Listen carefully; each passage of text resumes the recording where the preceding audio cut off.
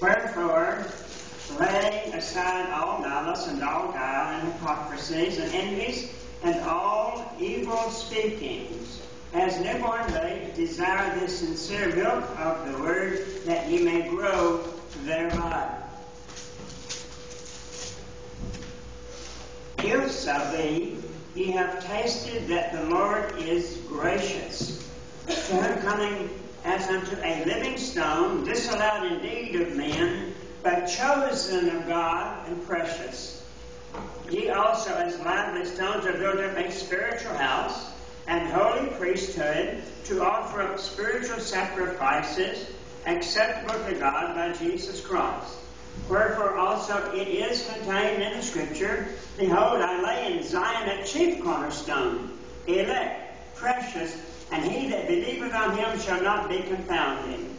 Unto you therefore which believe, he is precious, but unto them which be disobedient, the stone which the builders disallowed, the same is made the head of the corner, and the stone of stumbling and the rock of offense, even to them which stumble at the word, being disobedient, whereunto also they were appointed.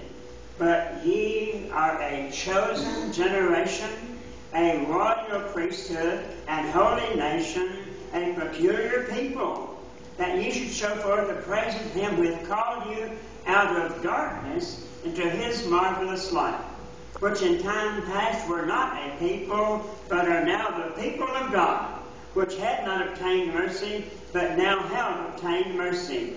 Dearly beloved, I beseech you, as strangers and pilgrims, abstain from fleshly lusts which war against the soul, having your conversation honest among the Gentiles, that whereas they speak against you as evildoers, they may by your good works, which they shall behold, glorify God in the day of visitation. May God bless reading His Word, and you may be seated.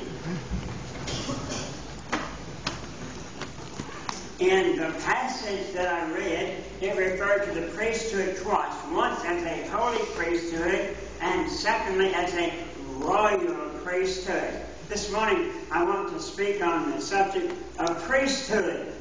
Now, what does a priest look like? Now, many of you would give me, I guess, different kinds of a description of what a priest looked like, from one that wears his collar on backwards. And if I were to come in this morning wearing a collar on backwards, you'd look, well, what in the world is he doing? But how would you describe a priest? Is it someone that because of the way they're dressed, you know that they are priests? Is it someone that because of the way they look, the way they talk, that you just know that they are a priest? In the Old Testament, it was fairly easy because the priests were from a particular tribe. And because of them being from a particular tribe, they were then able to be known as the priests of Israel, and they were the kind of people that would be recognized by the tribe they came from, by many of the things that they did, and they would be known as a very special people. In the New Testament, when we talk about a priest,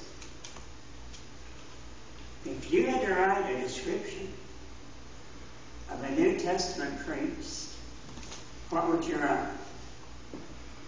Would you speak of what he does? Or would you speak of the clothing that he wears? Would you speak of the fact that he wears a long flowing garment and you recognize him as being unique? I have been in airports in different parts of our country and would see people there that were dressed in a very unique apparel. It would be unique for me. The men would have big long beards, and they'd be wearing a black hat and a black suit and a white shirt and a black cap.